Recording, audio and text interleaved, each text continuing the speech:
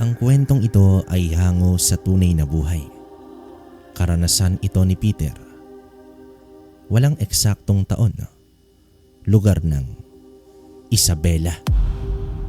Si Peter ay isang antingero. Tangan niya ang mutya ng saging. May asawa at 2 anak na dalagita na sina Maribel at Alma. Sa panahong ito ay lulong sa alak itong si Peter. Sa bawat gabing ginawa ng Diyos ay palagi na lamang umuuwing lasing ang antingero. Nagsimula ang kanyang pagkalulong sa alak noong nabigo siyang iligtas ang kanyang ama nang minsan itong mabiktima ng isang mangkukulam. Kung pisikalan ang pag-uusapan ay walang panama sa kanya ang mangkukulam, subalit minaliit niya ang kakayanan nito at napuruhan ang kanyang ama sa mahikang itim ng nilalang na yon. Kahit palaging lasing, hindi naman nanggugulo itong si Peter. Iyon nga lang, may mga pagkakataong nakakatulog na ito sa inuman o di kaya ay sa daan. Hindi naman ito naging pabaya sa kanyang pamilya. Sadyang binalot ng kalungkutan ang kanyang puso gawa nga nung nangyari sa kanyang ama. Ang alak ang kanyang tanging sandalan upang maibsan man lang ang nararamdaman. Isa siyang trabahador sa palaisdaan ng tilapia. Kapag wala pang anihan, ay rumarakit na lamang siya ng kung ano-ano para may panggastos sa araw-araw. Ang asawa niyang si Lupe ay tagaluto sa isang karinderya sa kanilang bayan. At ang mga anak ay pawang nag-aaral pa. Minsan isang araw ay inabisuhan siya ng kanyang amo na maghanda sa darating na anihan ng tilapia. Si Peter kasi ang pinagkakatiwalaan na kumuha ng mga tauhan para sa anihan. Gayunpaman, may 10 katao ang dinala ni Peter sa araw ng pag-aani. Tinatayang 2 araw nilang bubunuin ang pagkuha ng mga isda. Habang abala si Peter sa palaisdaan, ay may nasipat si Peter na isang binatang gusgusin na gumagapang patungo naman sa mga kahon na puno na ng mga isda. Napansin niya na ang hahaba ng bias nito na mas mahaba pa sa katawan. Sinigawan ito ni Peter at nabaling ang atensyon ng lahat sa binatang yon. Mabilis na umahon si Peter at ang iilang kasama upang puntahan ang mga kahon. May iilang isdang nadikwat na ang binata at mabilis tumakbo papalayo. Sinabihan na lang sila ng kanilang amo na hayaan na lamang ang pulubing iyon at magsibalik na sa trabaho. Pero alam ni Peter na ang binatang yon ay hindi ordinaryong tao. Sa pagtatapos ng araw ay naglakad pauwi itong si Peter, bitbit ang supot na may mga isda. Nakita niya naman ang binata na nakaupo sa gilid ng daan habang nakatingin sa mga batang naglalaro.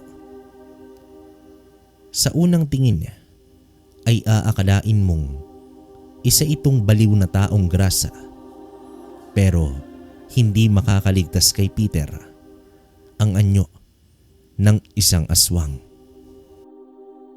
Alam kong may masama kang balak sa mga batang yan. Habang may pagkakataong ka pa, umalis ka na sa baryo namin dahil hindi na kita pagbibigyan pa sa susunod. Matapang na wika naman dito ni Peter, ngunit mahina lamang.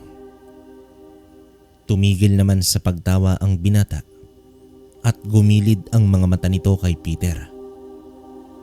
Tumayo naman ito at tumitig sa kanya ng masama. Matapos nito ay tumakbo at umaktong isang baliw. Inabisuhan naman ni Peter ang mga naninirahan malapit sa lugar na mag-ingat sa lalaking yon at itaboy kapag nakita pa ulit sa lugar.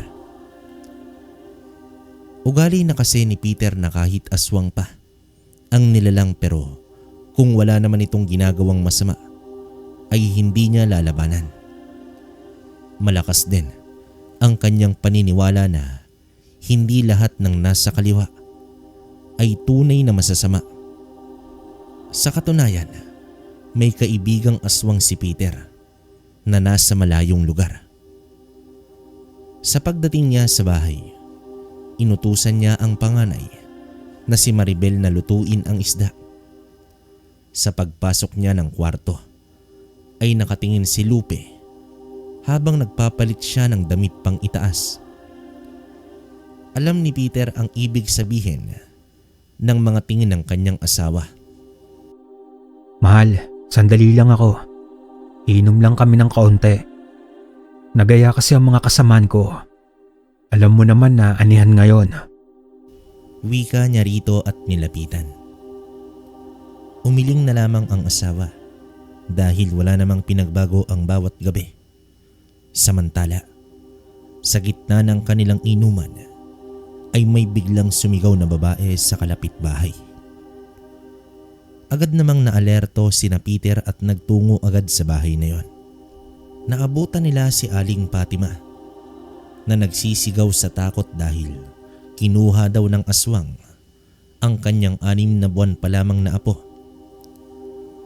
Wala din kasi sa gabing yon ang mga magulang ng bata. Habang kinakausap at pinapakalma ng mga kaibigan ni Peter ang matanda, ay umusad na ang antingero upang hanapin ang tumangay sa bata. Sinipat niyang maigi ang paligid at maigi itong pinakiramdaman. Hanggang sa nakita niya ang paggalaw ng mga halaman ay agad sumugod dito si Peter. Kitang-kita niya ang binatang gusgusin na tangay-tangay ang bata na umiiyak pa. Hindi rin niya magawang tigalpuhin ang aswang dahil baka tiyak madamay ang batang dala nito. Kaya naman naghabulan sila ng gusto hanggang sa nakaabot na sila sa bangin at doon sa dulo, huminto at humarap kay Peter ang aswang na binata.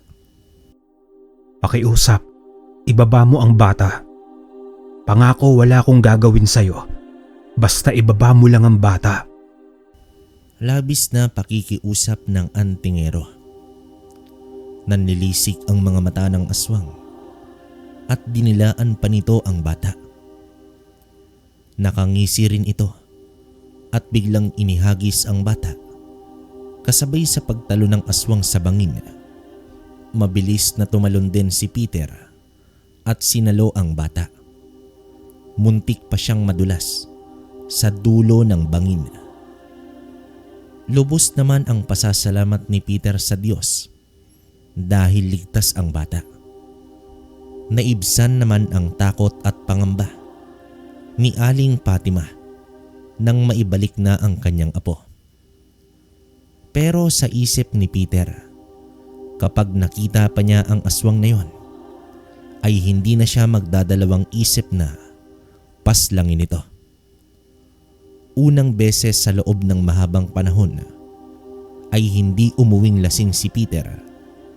Gawa nga sa nangyari. Inilahad niya kay Lupe ang buong pangyayari at pinag-iingat sila dahil may gumagalang aswang na naman sa kanilang baryo. Sa pagpapatuloy ng pag-ani ay naging matiwasay naman ang huling araw nito. At syempre pagsapit ng gabi ay nasa inuman na naman si Peter. 10 oras na ng gabi nang makauwi si Peter. Sinalubong siya ni Lupe ng sampal.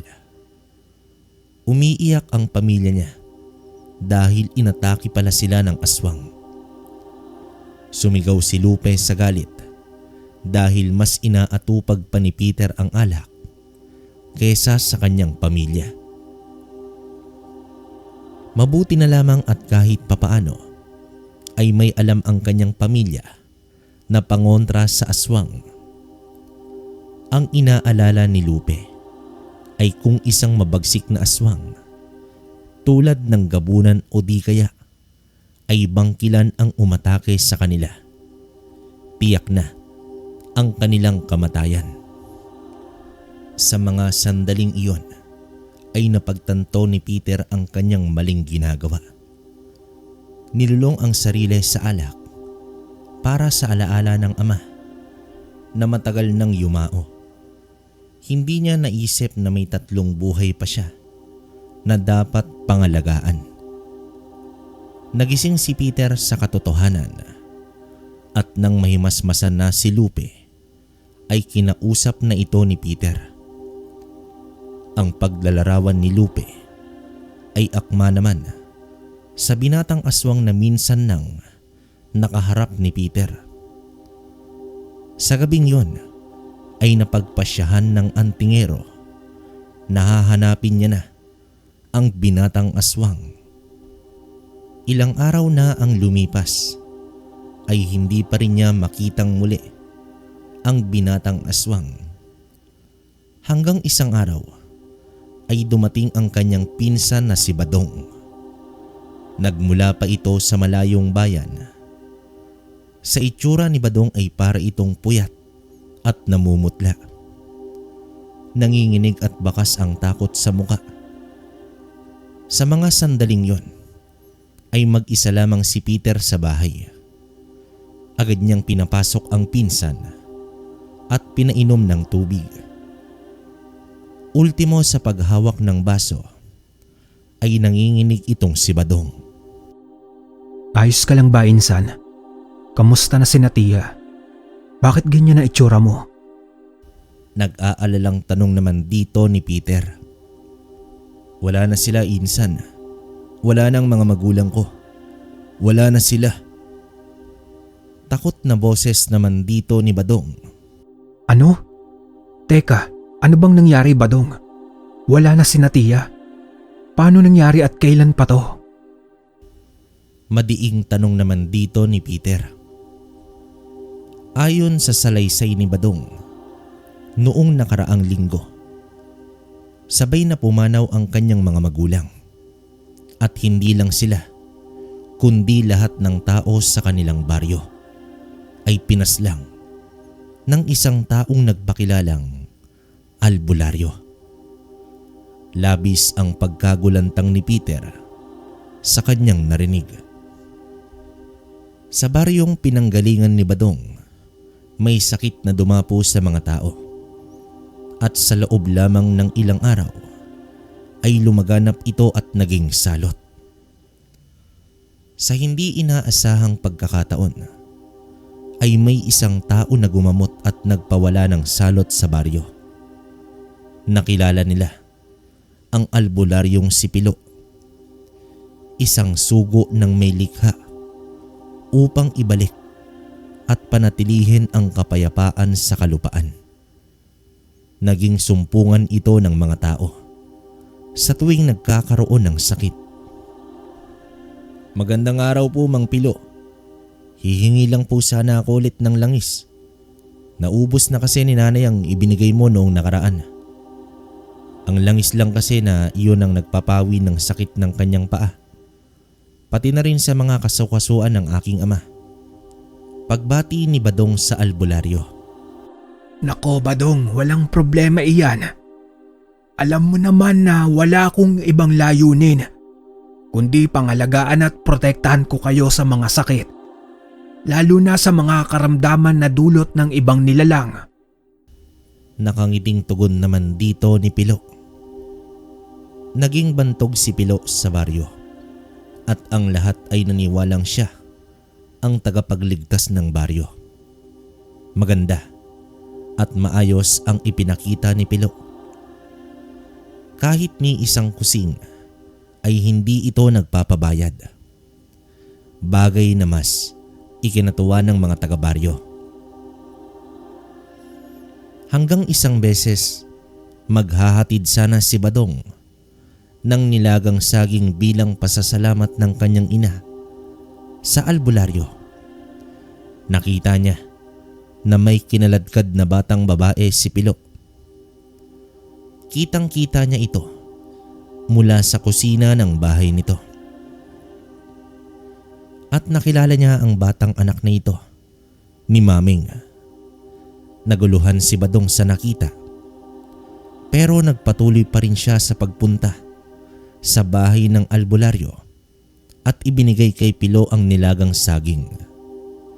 Pasimpleng sumulyap si Badong sa loob ng bahay pero wala naman itong nakitang kakaiba. Niyaya pa nga siya ni Pilo na magkape sa loob. Itinatanggi ng kanyang utak ang kanyang nakita dahil bakit naman gagawin iyon ng tagapagligtas ng kanilang baryo? Pinili na lamang ni Badong na manahimik sa nakita. Baka kasi guni-guni lang niya yon. Kinabukasan naman, habang papunta na siya sa kanyang trabaho, ay nakita niya ang iilang kapitbahay na nasa bakuran ni Maming. Balisa at hindi mapakali si Maming.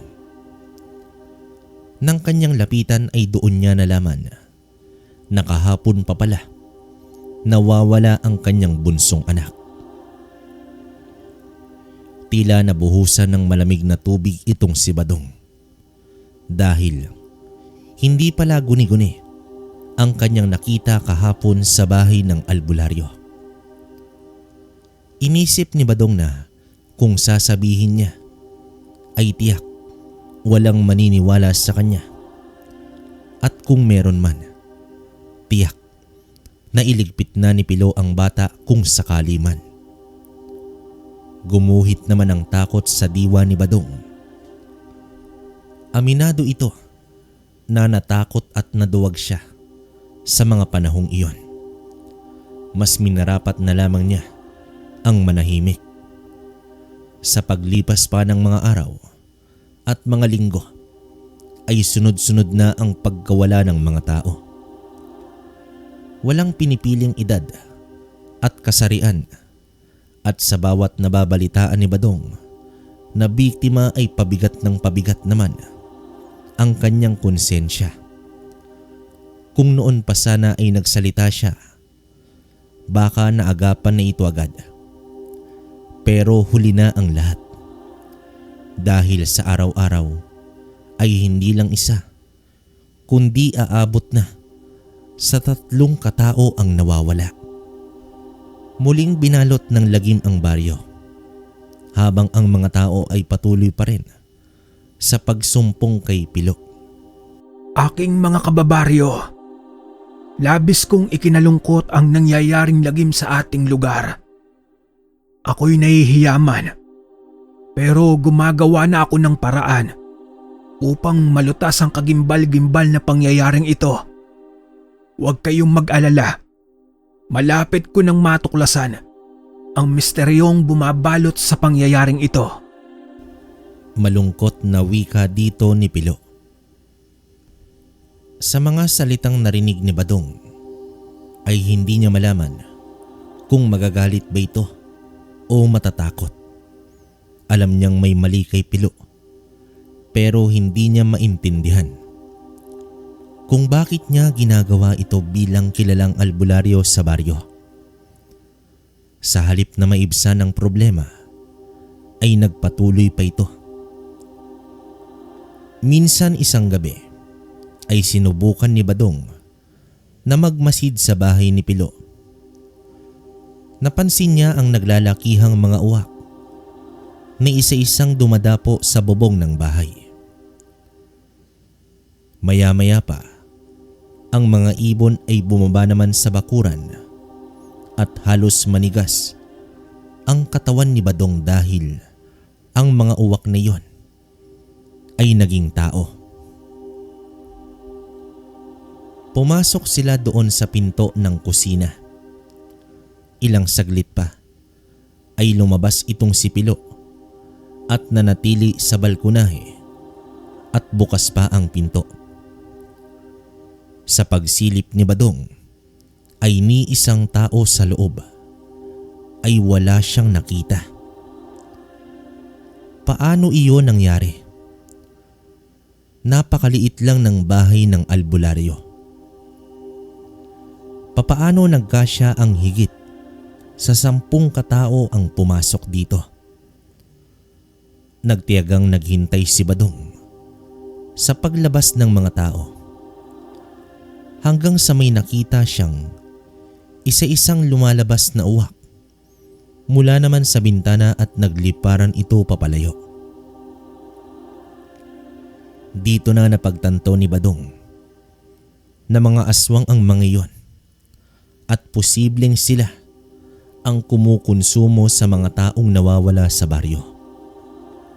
At maaring si Pilo mismo ay isa din sa kanila. Dito na mas natakot itong si Badong. Mas lalo siyang nawalan ng lakas ng loob na magsalita.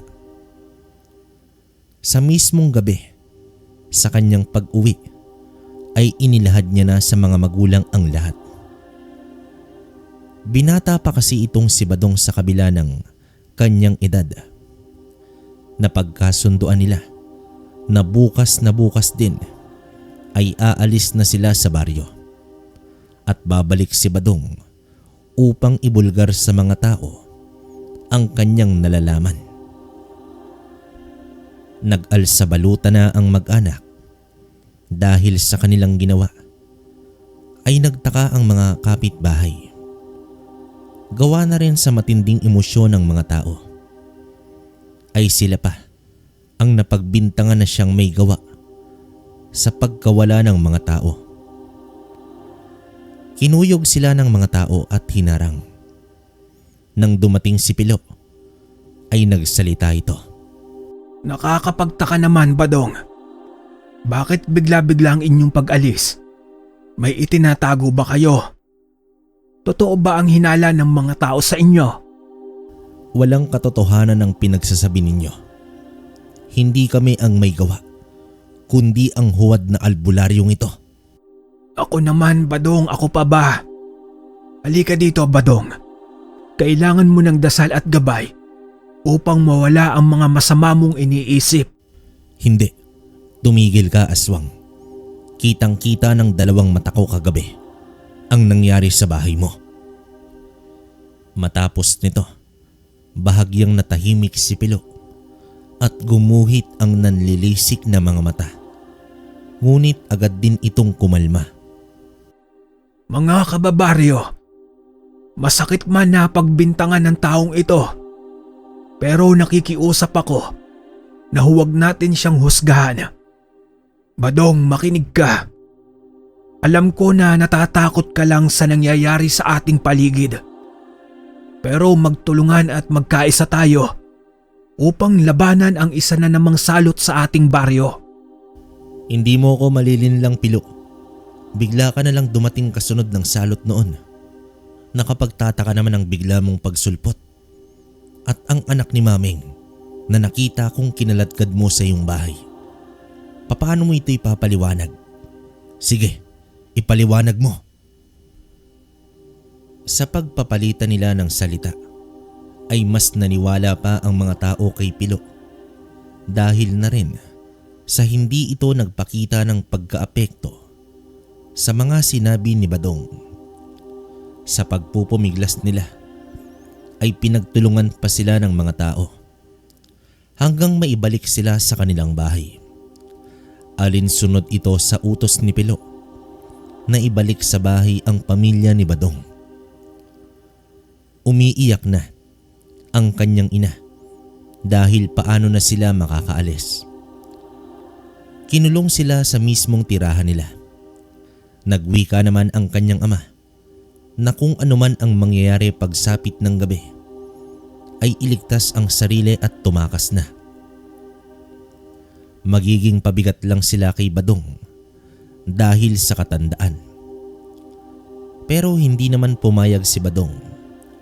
Sama-sama silang tatakas at makakaligtas. Sumapit na ang hapon. May mga tao pa ring umaaligid sa kanilang pamamahay at masama ang tingin ng mga ito. Hindi naman makapaniwala si Badong na mas pinaboran pa nila ang isang dayo sa lugar kumpara sa kanila na dito na lumaki at tumanda ang mga magulang. Wala na silang mapagpipilian pa kundi ang lumaban. Tiyak na darating ang mga aswang pagsapit ng gabi. Tanging itak at konting asin lamang ang meron sila. Sa paglalim pa ng gabi ay dito na nasilayan ni Badong ang mga uwak na nagdadapuan na sa puno. Tumulo na ang luha ni Badong dahil alam niya na ang kanilang kamatayan ay nalalapit na. Awang-awa siya habang pinagmamasdan ang mga magulang na magkatabi at nagdadasal. Labis din ang kanyang pagsisisi dahil dapat sana noon pa ginawa niya ang paglisan sa lugar kasama ang mga magulang. Hanggang sa narinig na ni Badong ang pagdapo ng mga uwak sa kanilang bubong. Binalot na siya ng kaba at matinding takot. Narinig na rin niya ang mga yabag sa kanilang bakuran. Tanda na nagsibabaan na ang mga aswang. Hanggang sa isang kalabog ang kanyang narinig at kitang-kita niya ang pagtagos ng isang kamay ng aswang sa dingding. Sinubukan niyang tagain ito ngunit agad ding hinugot ng aswang ang kamay. Umiiyak na ang dalawang matanda. Nakiusap ang kanyang ama na tumakas na siya kung may pagkakataon pa. Sumang-ayon naman ang kanyang ina. Maya-maya pa ay tumayo na ang dalawang matanda at kumuha ito ng pamalo. Lakas loob itong lumabas ng bahay, maging ang ama ni Badong, pati na rin ang kanyang ina. Sumunod na rin si Badong at doon tumambad sa kanila ang 5 aswang na hindi maipaliwanag ang nakakatakot na mga itsura. Unang beses rin niyang makakita ng mga ganoong nilalang. Pinilit nilang makipaglaban sa mga aswang na yon. Hanggang sa isinakripisyo ng kanyang ina ang sarili nitong buhay sa pamamagitan ng pagsugod sa aswang at buong lakas na sinabuyan ng asin. Umangil ang aswang at umusok ang katawan.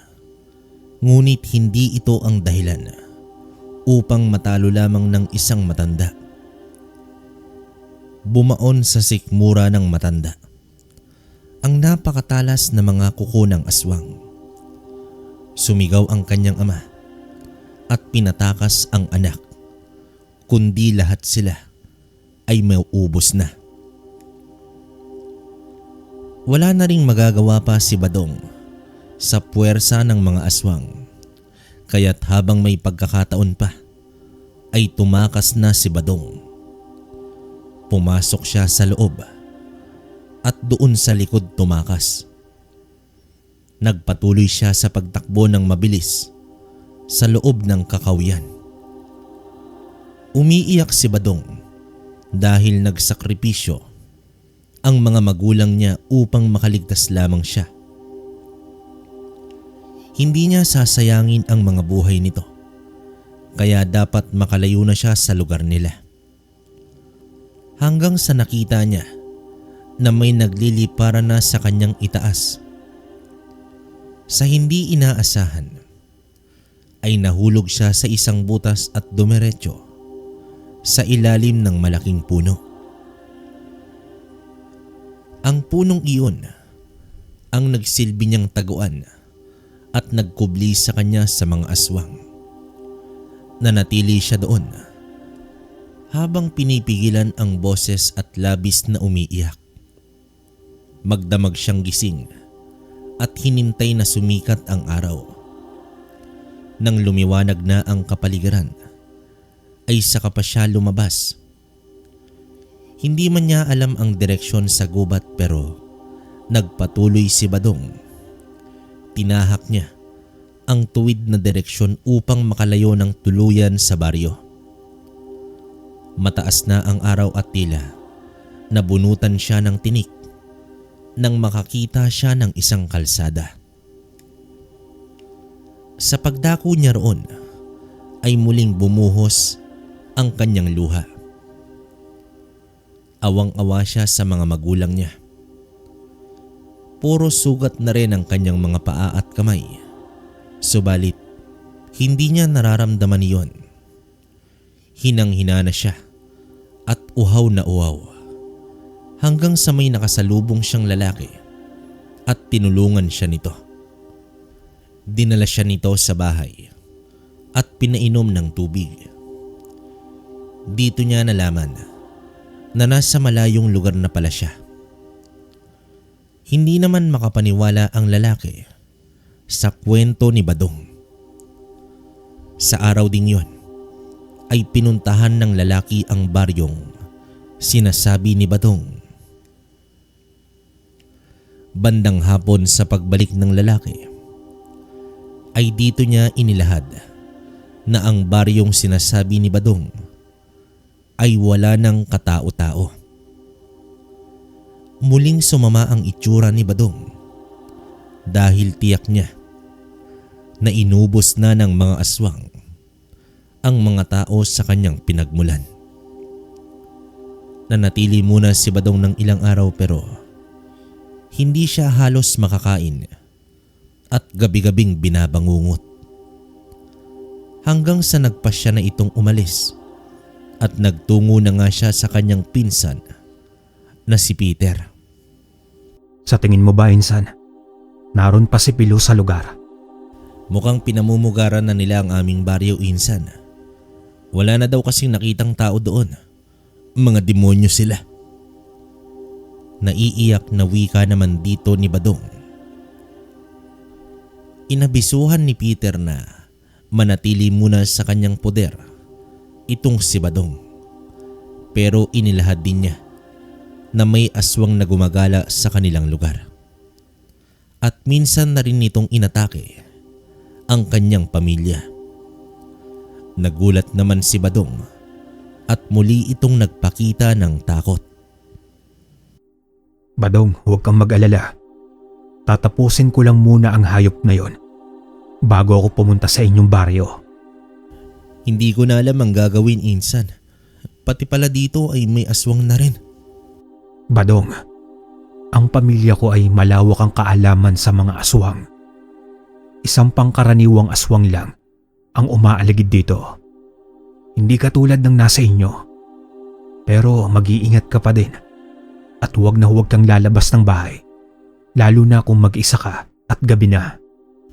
Paalala naman dito ni Peter. Tumango naman itong si Badong at pinagpahinga na ito ni Peter. Tulog pa si Badong nang makarating ang mag-ina ni Peter. Inilahad niya ang nangyari sa kanyang pinsan. Tiniyak naman ni Lupe na hindi nila pababayaan itong si Badong. Hinugot pa nito ang itak sa dingding at bakas sa mukha nito ang kawalan ng takot sa mga aswang. Kahit ang mga dalagitan nitong anak ay matapang na nagwika na poprotektahan nila ang kanilang tiyo Badong. Lumaki din kasi ang mga ito sa mga kaalaman tungkol sa mga aswang dahil ayaw ni Peter na maging mahina ang mga ito. At ilang beses na rin nilang naranasan ang gambalain ng mga nilalang ng dilim. Bago ang hapunan ay nagising na rin itong si Badong. Labis naman ang kanyang pasasalamat dahil sa suporta ng pamilya ni Peter. At natuwa naman ito sa katapangan ng dalawang bata. Sa paglalim ng gabi ay iniisip ni Peter kung anong hakbang ang gagawin niya sa baryo ng kanyang tiyahin. Galit na galit din siya sa nangyari sa mga ito. Kinapa niya naman ang mutya sa kanyang dibdib. Umanda ka, kaibigan. Dahil sasabak na naman tayo sa digmaan. Wika ni Peter sa kanyang sarili habang hawak ang mutya. Pero may dapat pa siyang unahin. Kahit pa matatapang ang kanyang pamilya, hindi pa rin siya nagpakampante dahil alam niya kung gaano katuso ang aswang. Sa iilang araw na paghahanap ni Peter sa binatang aswang, ay nakita niya rin ito. Nasa tapat pa ito ng simbahan at namamalimos. Ibang klase din ang estilo nito. Upang matakpan ang mabaho niyang amoy, ay nagpapakataong grasa ito at nagbabaliw-baliwan. Lintik kang demonyo ka. Nandito ka lang pala. Wika ni Peter sa kanyang sarili.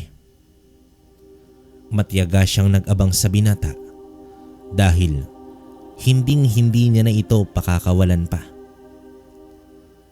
Papalubog na ang araw nang maglakad na ang binata. Lihim niya itong sinundan hanggang sa nagpalinga-linga ito sa paligid at tumigil ito sa labas ng isang bahay. Nang wala ng mga tao sa paligid, ay tumayo na ito at nagpatuloy sa paglalakad. Mabilis itong pumasok sa isang bahay.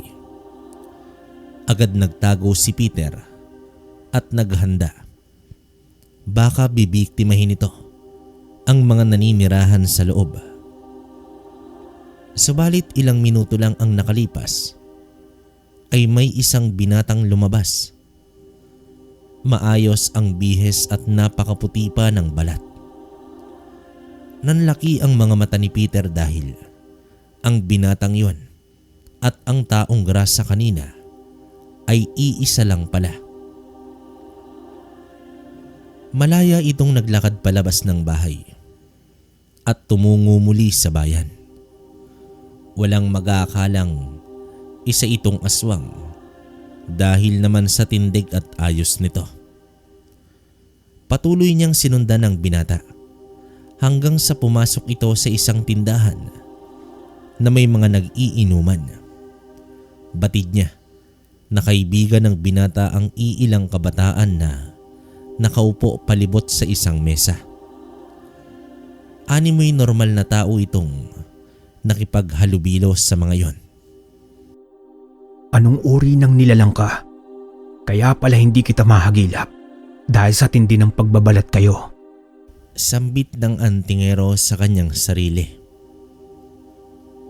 Maigi niyang binantayan ang binata. Halos kalahating oras din itong umupo. Kasama naman ang iba pa. Sa paglabas ng binata ay may kasama na itong babae at bumalik sa bahay nito.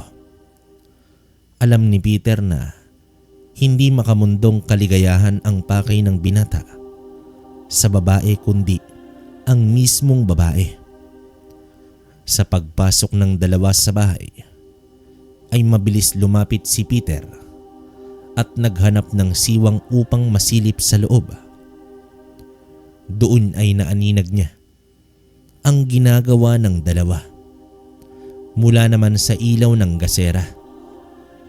Noong una ay naghaharutan pa ang mga ito. Hindi rin kasi matatawaran ang gwapong muka ng binata. Pumaibabaw na ang binata sa dalaga. Iniwas ni Peter ang kanyang tingin. Ngunit ang nakakakiliting dalaga ay bigla na lamang nag-iba ang boses nito. Boses na tila takot hanggang sa tinakpan na ng binata ang bibig ng dalaga. At kitang-kita ni Peter ang pagbabagong anyo ng binata at naging isang halimaw. Huli na dahil nakagat na nito sa leeg ang dalaga na agarang ikinasawi nito. Dito kumilos na ang antingero at buong lakas na sinipa ang tarangkahan. Lumingon sa kanya ang aswang na puno ng dugo ang bibig. Umangil ito at mabilis na umatake kay Peter. Sa paglundag ng nilalang na yon ay sinalubong niya ito ng sapak, dahilan upang tumilapon ito pabalik ng kwarto. Tumigil ang aswang at tumingin sa bintana. Napansin ni Peter na parang may balak tumakas ang nilalang. Kaya naman sinunggaban niya na ito. Nagkawasak-wasak ang loob ng silid sa kanilang pagbubuno. Hanggang sa naitarap ng antingero ang itak at natulak ang aswang sa dingding. Hindi na pinalagpas ni Peter ang pagkakataon at binanatan niya na ang aswang. Lumagatok ang leeg nito, hudyat sa pagkabali ng buto. Upang makasigurado ay pinugutan ito ni Peter ng ulo. Tiningnan niya ang biktimang babae pero wala na rin itong buhay. Isang buntong hininga ang iniwan niya bago umalis sa bahay na yon. Ngayon na wala nang sagabal sa kanyang plano, ay tatahakin na ni Peter ang landas patungo sa baryo kung saan naroroon ang huwad na albularyo. Pagsapit ng umaga ay muli niyang kinausap ang pinsan para sa iba pang detalye sa kanilang lugar. 2 beses pa lang kasi nakapunta si Peter doon at matagal na panahon na rin ang nakalipas. Inalam niya ang posibleng daanan, mga bahay, posibleng lugar upang makatakas at pati na rin ang mismong bahay ng albularyo. Makalipas ang 2 araw ay tinungo na ni Peter ang nasabing baryo. Pero hindi muna siya dumiretso. Kumausap pa siya ng iilang tao mula naman sa mga karatig nito. At ayon sa kanyang nalaman, iniiwasan na daw ang baryo dahil sa misteryosong pagkawala ng mga naninirahan dito. Kahit ang mga kamag-anak sa ibang lugar ay walang ideya sa nangyayari sa baryo. Literal na naglaho na parang bula ang mga tao. Pero may mga namamataang mga tao sa lugar pero hindi lokal na naninirahan. At kakaiba din ang mga kinikilos nito. Kilala rin nang napagtanungan ni Peter ang sinasabing albularyo. Pero hindi daw nila ito nakikita na. Nagpalipas muna ng ilang oras si Peter bago naman ito tumuloy sa baryo nang sumapit na ang 6:00 ng gabi. Agad siyang pumasok sa isang bahay. Sa loob nito ay puno pa ng mga kagamitan. Halatang hindi umalis ang mga nakatira. Sa paglalim pa ng gabi ay nakakabinging katahimikan ang namutawe sa buong baryo. Kahit isang gasera ay walang nakasindi. Nabalot ng dilim ang buong paligid. Tanging ang konting sinag ng buwan ang nagbibigay liwanag. Nang matiyak na walang umaaligid sa paligid, ay lumabas na ito ng bahay upang hanapin ang mismong bahay ng albularyo. May palatandaan na ibinigay si Badong sa itsura ng bahay ngunit tila hindi na ito kailangan pa dahil may natanaw na isang bahay si Peter na may nakasinding ilaw sa loob. Labis na pag-iingat ang pagtahak niya sa bahay na iyon. Ramdam niya ang kakaibang lamig ng hangin na animoy. Napakaraming kaluluwa sa paligid. Kung ordinaryong tao ka lang, tiyak, hindi mo na kakayaning tumuloy pa sa gitna ng baryo. Dito nag-usal na ng sabulag si Peter dahil bumibigat na ang presensya sa paligid. Nang papalapit na siya sa bahay ng albularyo, ay napansin niya ang napakaraming uwak sa paligid nito. Mga uwak na kasing laki ng manok. Maya-maya pa ay lumabas ang isang lalaki at malamang iyon ang albularyo. Sumenyas ito sa mga uwak at kitang-kita ni Peter ang pagpapalit anyo ng mga ito. Isa-isa ito na naging tao at pumasok sa bahay ng albularyong si Pilo. Sa liit ng bahay nito, papaano nagkasya ang napakaraming nilalang na sunod-sunod na pumasok dito. Nang makapasok na ang lahat, ay wala man lang ibang taong nakikita si Peter sa loob. Saan kaya nagpunta ang mga yon? Tanong niya sa kanyang sarili. Mas lumapit pa siya sa bahay hanggang sa may narinig siyang mga pagsigaw na nanggagaling mismo sa ilalim ng lupa. Marahan siyang gumapang sa may silong at doon niya nakita ang isang lagusan na may takip na kahoy. Dito niya na napagtanto na may kwarto pala sa ilalim ng lupa. At sa dami ng pumasok, tiyak may kalakihan ito. Sa ilalim pala ng lupa dinadala ni Pilo ang mga biktima at pinagpipiestahan ito ng mga aswang doon. Ngayon ay alam na ni Peter ang nangyayari. Tahimik siyang umalis sa lugar upang pagplanuhan ang dapat gawin. Pagsapit ng umaga ay maiging nag-abang ang antingero sa baryo at nakita niya ang isang lalaking lumabas at diretsyong naglakad. Lihim niya itong sinundan at ang mga taong nakakakita sa lalaki ay pinangingilagan siya. Nagtanong naman si Peter kung bakit sila takot. Ayon sa isang babae, ang lalaking iyon ay walang iba kundi si Pilo, ang albularyong tanging natira sa baryong pinanggalingan nito.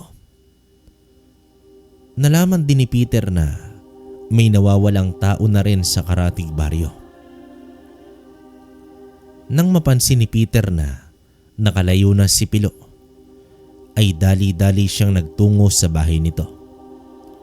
Mabilis ang kanyang takbo na agad dumiretso siya sa may silong ng bahay.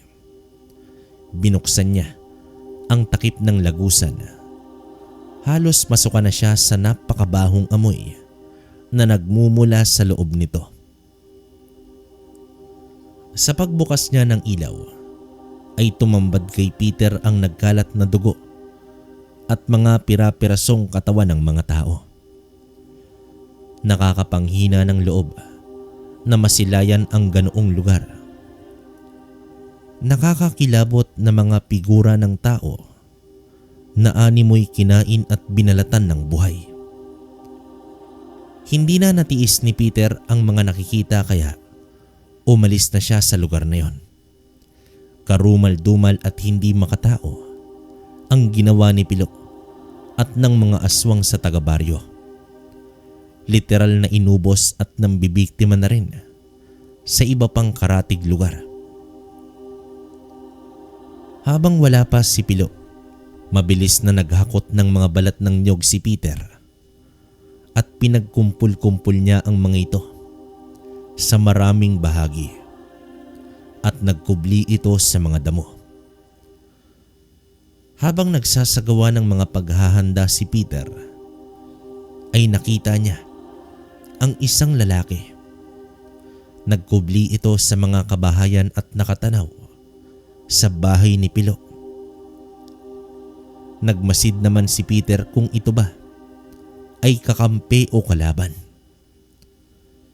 May dala itong malaking bayong na may kabigatan ayon sa nakikita ni Peter. Inikutan ni Peter ang lalaki hanggang sa nakarating na siya sa likuran nito. Sino ka at ano ang ginagawa mo rito? Sambulat naman dito ng antingero. Huwag kang lumapit sa akin. Nagulat at agad bumunot ng itak ang lalaking yon. Bahagyang pumagitna ang katahimikan sa dalawa. Walang masamang presensya na naramdaman si Peter sa lalaking yon. Ako si Peter. Kamag-anak ako sa isa sa mga pinaslang ni Pilo. Ikaw sino ka? Madiing tanong ng antingero at napansin niya ang pagkalma ng itsura ng lalaki. Ako si Ismael. Mukhang pareho ang sadya natin dito. Mga magulang kong pinaslang ng huwad na albularyong yon. Gigil na wika naman dito ni Ismael. Tiyahin at tiyuhin ko naman ang nabiktima. Pero may isang nakaligtas, ang pinsan ko. Tugon dito ng antingero. Sa kanilang pag-uusap ay nalaman ni Peter ang balak ni Ismael at ang laman ng bayong na yon ay purong mga asin. Sa nakikita ni Peter ay pursigido si Ismael sa kanyang binabalak. Pero inamin din ito na nahihirapan siya dahil maraming aswang ang kahaharapin niya. Inabisuhan naman siya ni Peter at nagpakilalang antingero. Nagkasundo ang dalawa na labanan ang mga aswang. Lumabas muna sila ng baryo upang mapag-usapan ng maayos ang kanilang gagawin. Ayon kay Ismael, 3 taon na nang umalis siya sa baryo dahil doon na siya tumira, malapit sa mga magulang ng kanyang napangasawa. Sa katunayan, minsan na rin siyang nagpagamot kay Pilo at masasabi niya na magaling talaga itong manlinlang ng tao. Napaniwala siya sa kabaitan at sa mga pinagsasabi nito. Kaya naman hindi na siya nagtaka na lahat ng taga-baryo ay napapaikot ni Pilo. Siya nga pala, kilala ko ang pinsan mo na si Badong. Nagkasama na kami niyan dati sa trabaho. Mabuti naman at nakatakas si Badong sa kahayupan ni Pilo. Nakakaawa pala ang sinapit niya at ng mga magulang niya. Wika ni Ismael. Sa paglubog ng araw ay umusad na ang dalawa. Napagkasunduan nila na huhulihin nila ng buhay si Pilo at ipaparanas dito ang sinapit ng mga biniktima nito. Maingat silang pumasok sa baryo, subalit sa pagtanaw nila sa bahay ni Pilo ay madilim at walang ilaw. Mukhang wala dito ang demonyo, Ismael. Wala rin akong nakikitang mga uwak. Wika naman dito ni Peter. Hindi kaya nasa ibang lugar upang manguha ng bagong biktima? Di ba sabi mo wala nang tao sa ilalim ng bahay ni Pilo? Tugon dito ng kasama. Nagkatinginan ang dalawa at agad na rin silang umalis sa lugar. Hindi naman nila alam kung saan hahagilapin ang huwad na albularyo. Nagkasundo na lamang sila na sa bukana ng baryo nila aabangan itong si Pilo. Doon lamang sila sa ilalim ng isang puno. Nilalamok at inaantok na si Ismael dahil lagpas 12:00 na ng gabi ay wala pa rin ang kanilang hinihintay. Hinayaan na lamang ni Peter na makatulog ang kasama. Mas maigi yun upang may sapat na lakas ito kung sakaling magkaroon man ng sagupaan. Makalipas pa ang ilang minuto ay may nakita na si Peter na taong naglalakad na may kargang sako.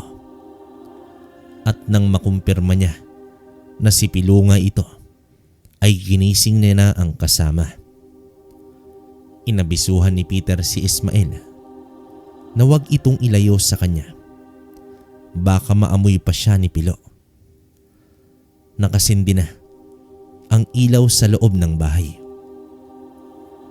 Habang ang dalawa ay maingat na nagmamanman sa di kalayuan.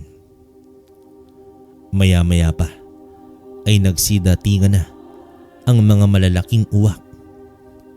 Sa pagpasok ng mga ito sa ilalim ng lupa, dito na nila sinindihan ang mga balat ng niyog sa paligid. Isa-isa nang umusok ang mga ito at bumalot na sa paligid.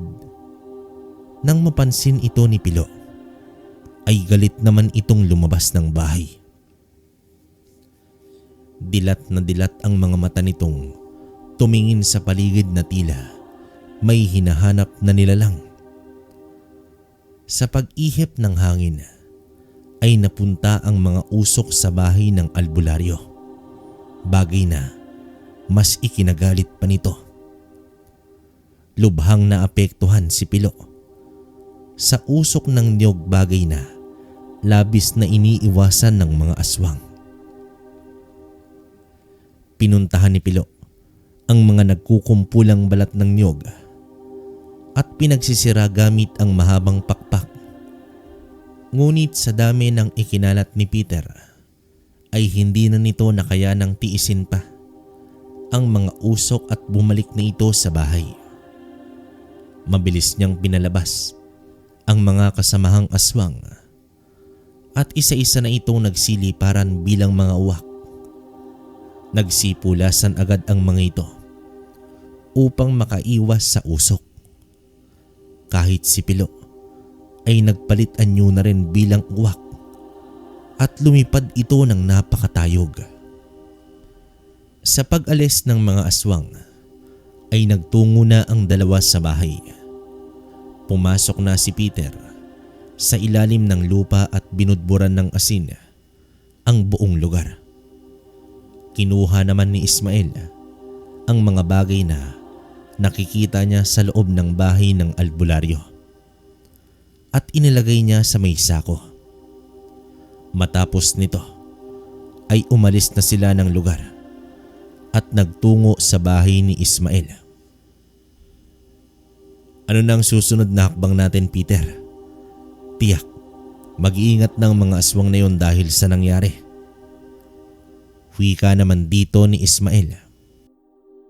Nakuha na natin ang galit ng demonyong yon. Hindi yung basta-basta aalis sa kanyang pugad. Mamayang gabi, mas gagalitin pa natin ang hayop na yon. Tugon naman dito ni Peter. Sa pagsapit ng umaga ay nagpaalam muna si Peter na maglilibot-libot sa paligid hanggang sa nakita niya ang isang bahay na may mga taong nag-uusap.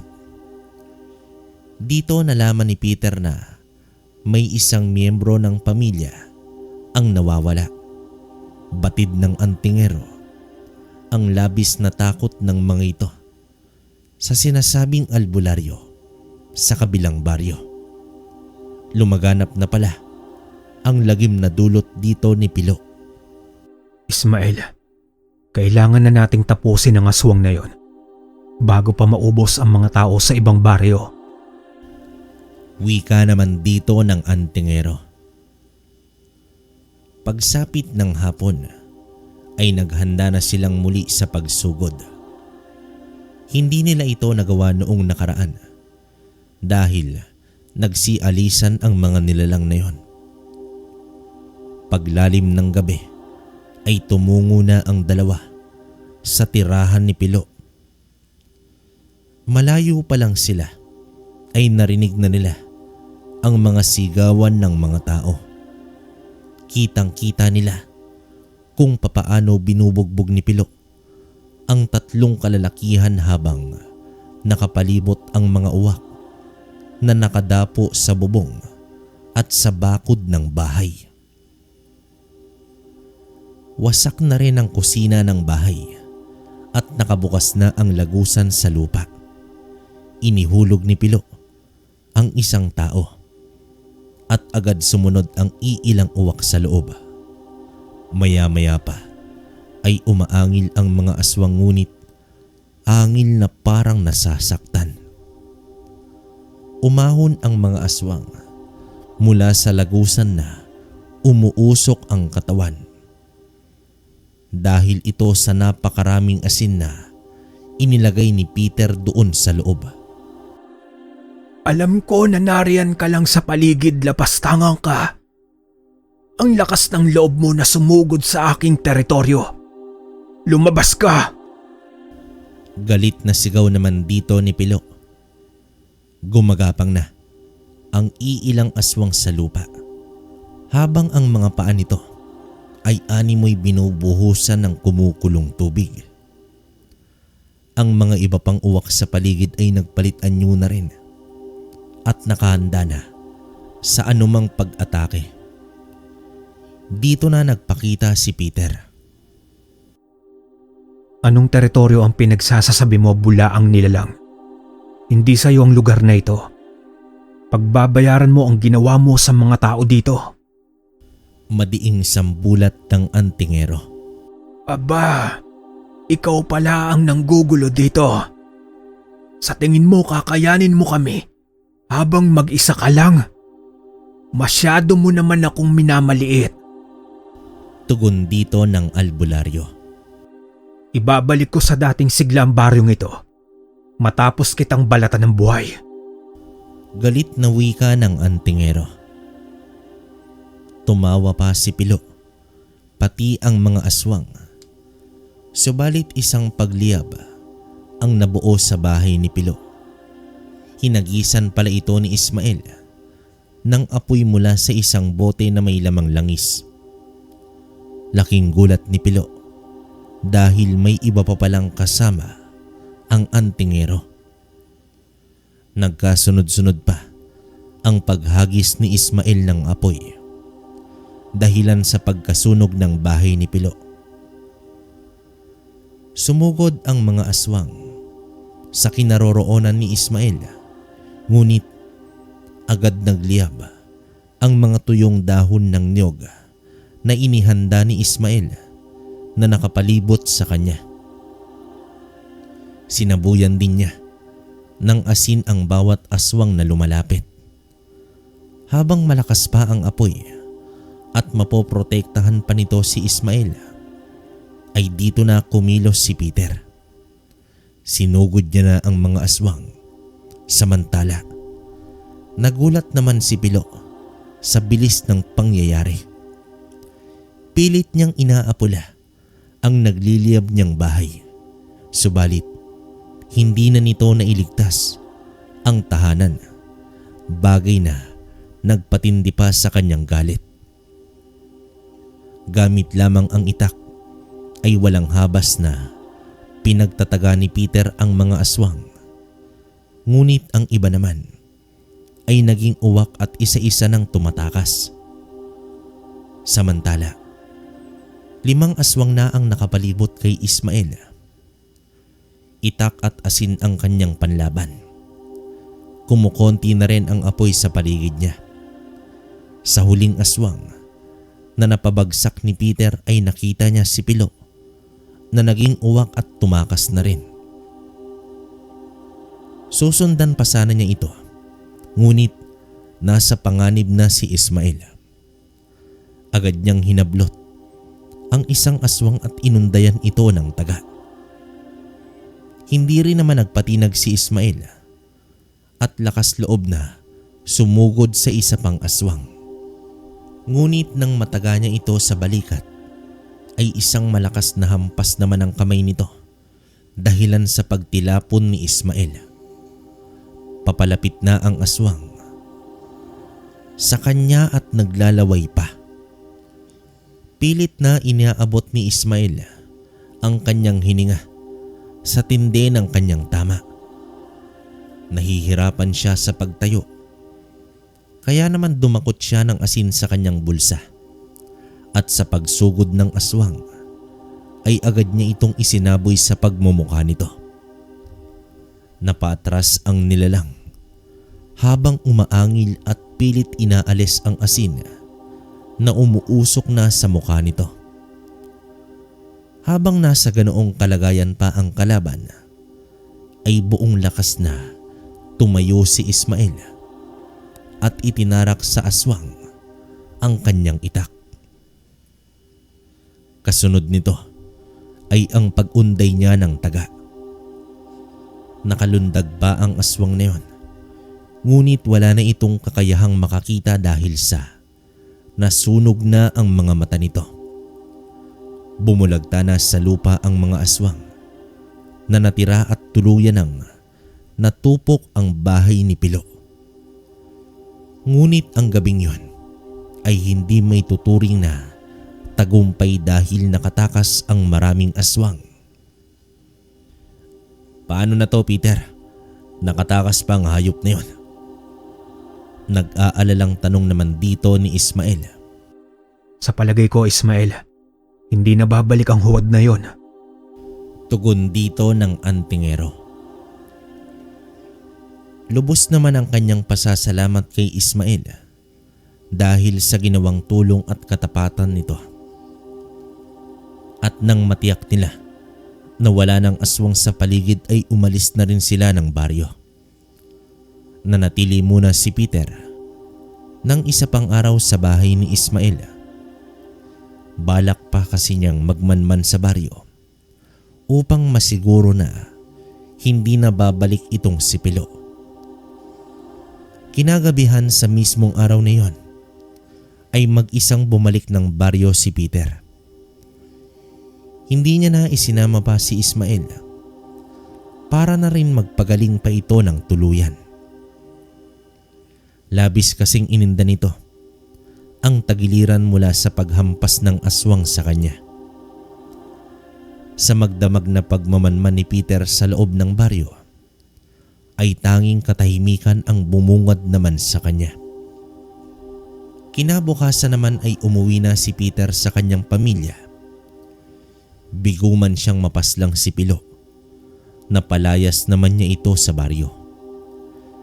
Gawa nga na mag-isa na lamang si Badong sa buhay, ay kinausap siya ni Peter na sa kanila na lamang tumira.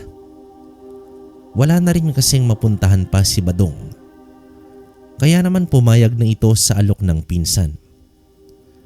Ipinasok ni Peter ang pinsan sa palaisdaan para naman may pagkakakitaan nito.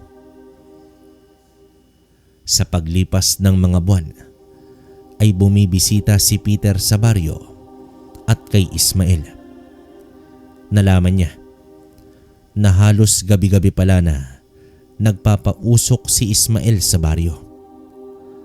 Sa nakikita ni Peter ay naging maaliwalas na ang naabandonang baryo. Nagtataasa na ang mga damo at pinamumugaran na rin ito ng mga hayop. Nakakalungkot lang isipin ng dahil sa panliling lang ng isang huwad ay napahamak ang maraming tao. Hindi man niya alam kung saan mahanap ang albularyong huwad. Umaasa pa rin si Peter na muling magtatagpo ang kanilang mga landas. Oh, insan, kamusta na ang baryo? Halos 1 taon na rin ang nakalipas. Pero parang hindi ko pa kayang balikan ang lugar na yon. Wika naman dito ni Badong. Sa awa ng Diyos, Badong, wala. Hindi na bumalik si Pilo doon. Ibang-iba na ang itsura ng baryo, insan. Halos nilamon na ito ng kagubatan. Ang mga bahay ay sira na lahat. Wala ring naglakas loob na manirahan doon at iniiwasan pa rin ng mga tao na magawi sa lugar na iyon. Tugon dito ni Peter. Nakakalungkot ang nangyari sa lugar na sinilangan at kinalakihan ko nang dahil lamang sa demonyong si Pilo. Sana mahanap mo na siya, insan. Dahil tiyak ako na mag-aasik na naman ito ng lagim sa ibang baryo. Tugon naman dito ni Badong. Isang araw ay napadayo si Peter sa Karatig Bayan dahil sa isang imbitasyon ng kaibigan. Kaarawan kasi ng kamag-anak at isinama si Peter. Maraming bisita sa bahay at bago pa man dumilim ay naubusan na sila ng inumin. Ang lalakas tumungga ng mga kamag-anak ng kaibigan ni Peter. Nagboluntaryo naman siya na bibili ng dagdag alak. Nang magawi na ito sa tindahan, ay narinig niya ang pinag-uusapan ng 4 na kababaihan.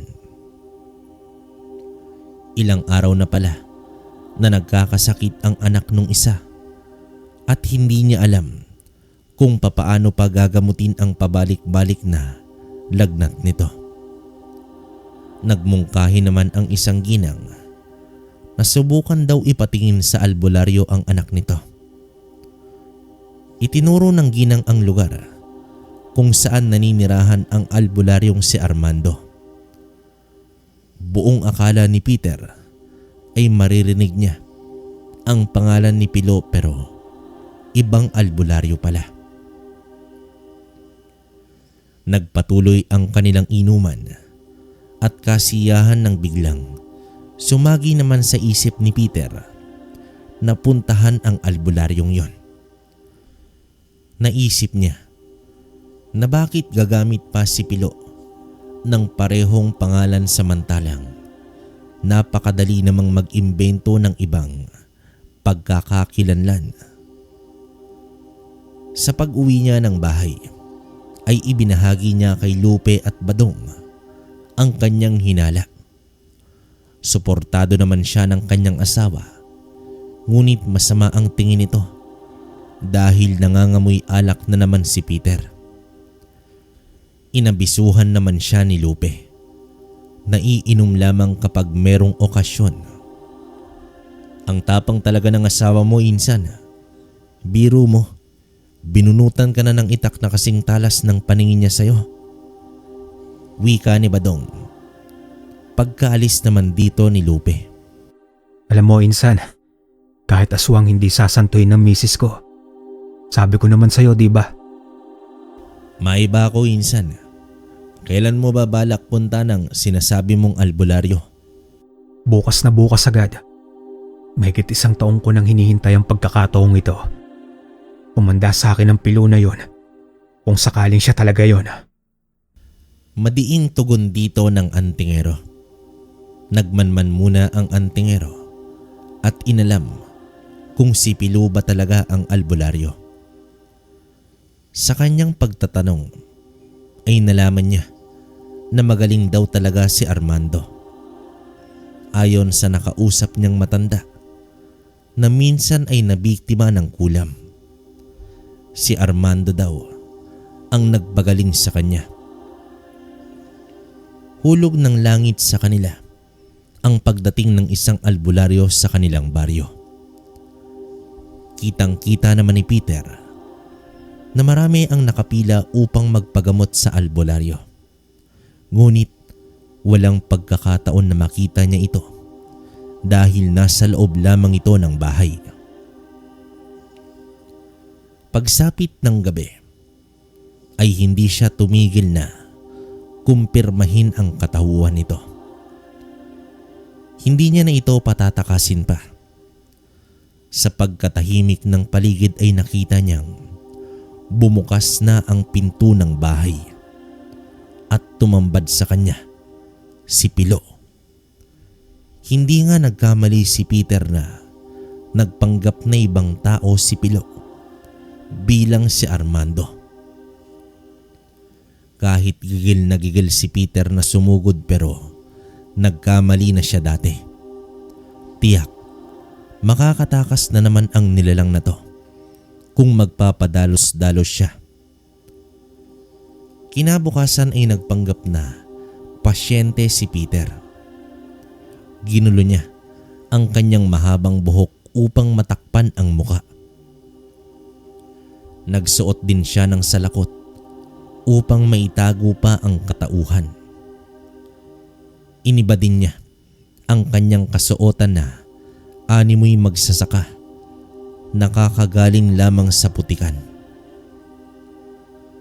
Nasa dulo ng pila si Peter at kapag may dumarating na bago ay pinapauna pa niya ito. Tahimik lamang siya na nakasandal sa may upuan habang matiyaga itong naghihintay. Bakas sa itsura ng mga nagamot, ang kasiyahan at naiiyak pa nga ang ibang pasyente. Lintik na yan. Napakagaling pala talagang manggamot ni Pilo. Sa mismong sakit na siya rin ang may kagagawan. Nalinlang mo na naman ang mga tao, demonyo ka. Sambit ni Peter sa kanyang isipan. Hanggang tinawag na siya ni Pilo bilang panghuling pasyente nito. Halika dito, Ginoo. Mukhang kagagaling mo lang sa palayan. Kamusta naman ang mga tanim natin? Malumanay na wika naman dito ni Pilo. Ayos lang po. Kaso hindi ko na talaga matiis ang pananakit ng aking dibdib. Mag-iisang linggo na rin kasi ito. Mahinang wika ni Peter na pilit iniiba ang boses nito. Pinatanggal ni Pilo ang salakot at nakayuko lamang si Peter habang nagkunwaring nahihirapan sa paghinga. Hinawakan ni Pilo ang kamay at pinulsuhan itong si Peter. Bahagyang nagulat si Pilo at nagwikang may kakaibang presensya daw ang bumabalot kay Peter. Nais daw nitong pakinggan ang tibok ng kanyang puso kaya inilapat ni Pilo ang palad sa dibdib ng antingero. At naroroon sa kwintas ni Peter ang mutya ng puso ng saging na nakapaloob sa damit. Sa paglapat ng palad ni Pilo ay tila napaso ito at mabilis na inilayo ang palad. Magsasalita pa sana ito, ngunit biglang hinawakan ni Peter ang kamay ng albularyo. Kasunod nito, ang mabilis na pagbunot niya ng punyal sa tagiliran at itinarak sa hita ni Pilo. Sa wakas, nahuli na rin kita, Pilo. Madiing wika ng antingero. Laking gulat naman ni Pilo nang tumambad sa kanyang pagmumuka ang taong nagpalayas sa kanya sa baryo. Pilit siyang nagpupumiglas, ngunit bumaon ng gusto ang punyal sa kanyang hita. Kaya naman nahirapan siyang makapalag dito. Hinugot ni Peter ang punyal at itinarak ito sa tagiliran ng aswang. Maawa ka sa akin, Peter. Nagbagong buhay na ako. Ginagamot ko lang naman ang mga may sakit. Nanginginig na wika dito ng albularyo. Sinong niloloko mo? Ako. Kagagawan mo rin ang sakit na dumapo sa mga tao. Nagawa mo na ito sa baryo ng aking tiyahin at sisiguraduhin kong panghuli na yon. Matapang na wika ni Peter kasabay ang sunod-sunod na pagtaga niya sa katawan ni Pilo. Sa pagkakataong iyon ay hindi na nakapalag si Pilo. Gawa nga sa mabilis na pangyayari. Bumagsak siya sa may sahig at akmang sisigaw pa sana. Dito tinigal po siya ng antingero dahilan upang manigas ang katawan nito. Nagkalat na rin ang dugo sa may sahig. Habang may epekto pa ang tigalpo, ay pinasukan ni Peter ng kahoy ang bibig ni Pilo. Sapat na sukat para hindi na makasigaw pa ang nilalang na yon. Tinalian din niya ng kadena ang mga kamay patalikod pati ang paa. Ipinaranas ni Peter ang kahiyupang dinaranas ng mga taga-baryo mula naman sa kamay ni Pilo. Iginapos niyang patayo sa isang haligi ang aswang at doon niya ito sinimulang binalatan ng buhay. Labis na paghihirap ang dinanas ni Pilo sa kamay ni Peter na walang nakakaalam. Hanggang sa itinarak niya ang punyal sa dibdib ng aswang at hinila ito pababa. Halos lumuwa na ang mga mata ni Pilo sa tindi ng sakit. Bumulwak ang napakaraming dugo mula naman sa nahating puso ni Pilo. Nangisay ng husto ang katawan at tumirik ang mga mata, hudyat ng pagkasawi ng aswang. At bilang panghuli, pinugutan ng antingero ang aswang na yon. Bagsak sa sahig ang ulo nito. Sinindihan ni Peter ang kusina ng bahay at malaya siyang lumabas na parang walang nangyari. Muli niyang inayos ang sarili at nagpalit ng damit. Tumambay pa siya sa isang tindahan malapit sa bahay na unti-unti nang natutupok. Nagkagulo naman ang mga tao at naawa na lamang sa albularyo. Pero lingid sa kalaman ng mga tao na ang albularyong kanilang kinaawaan ay isa pa lang huwad na kumatay ng mga tao sa isang baryo.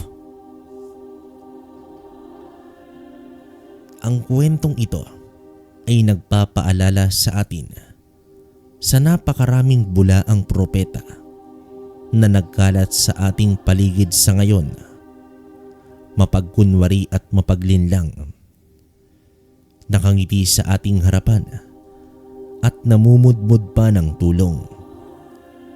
Sana matuto muna tayong kilalanin ang tunay na katauhan ng isang taong nagpapaniwala at sinasamantala ang kahinaan ng mga tao. Baka isang araw, magising na lamang tayo na imbis na umangat ay mas lalo pang bumagsak ang buhay. Mga kabaryo, hanggang dito na lang ang kwento natin. Maraming salamat. Okay, opinion ko sa kwento natin. Grabe, ngayon pa lang ako nakahinga ng maluwag. Grabe tong kwento natin, kabaryo. Napakatindi. Nung una, ang pinakaalam ko talaga albularyo tong si Pilo. Pero yun nga, aswang din pala, no? Bula ang albularyo. Hindi, parang ang ginawa niya kasi, alam ko may kwento na tayong gano'n na siya rin yung gumagamot sa mga taong kumbaga nilalagyan niya ng sakit, no? Parang vice versa yung ginagawa niya. Siyempre nga naman gaganda yung tingin sa kanya. Tapos pag nakuha niya ng loob ng mga tao, doon na sila aatake, di ba? Lupit. Pero grabe tong si Peter. Ang lakas ng mutya ng saging. Saka saludo ko kay Badong, saka kay Ismael. Yun nga lang nakakalungkot. Namatay parehas yung magulang ni Peter at ni Badong, no? So yun, doon ako nalungkot sa part na yun. Pero para sa akin, okay na okay yung kwento, napakaganda. Speechless ako, wala akong masabi. So hanggang dito lang muna yung comment ko. Nga pala mga kabaryo, yung Facebook page natin, pahintay lang kasi inaayos ko pa yung mga gamit. Paparating pa lang. Alam nyo naman na hindi lagi meron tayo nun. So paparating pa lang ngayong week kasi magbe-birthday ako ng ngayong March, no? Yun, so hindi ko nasasabihin yung eksaktong taon ay yung eksaktong araw. Pero malapit na. So bilang na lang sa daliri. So yun, sana supportahan nyo Kwentong Baryo, Kwentong Kalakbay, saka kwento ni Kabaryo yan. Tapos yung matagal ko nang sinabi sa inyo na multo stories natin, okay na yung channel, meron na. Pakipunta na lang po kayo sa Dear Kabaryo. Yan, may kita nyo ako yung nandun. Search nyo lang po Dear Kabaryo. Ilalagay ko rin sa comment section yung link para mapunta nyo. So hanggang dito na lang muna mga kabaryo. Yung shoutout ko, bali susunod na. Ipunin na lang muna natin. Hanggang sa susunod na kwento. Maraming salamat.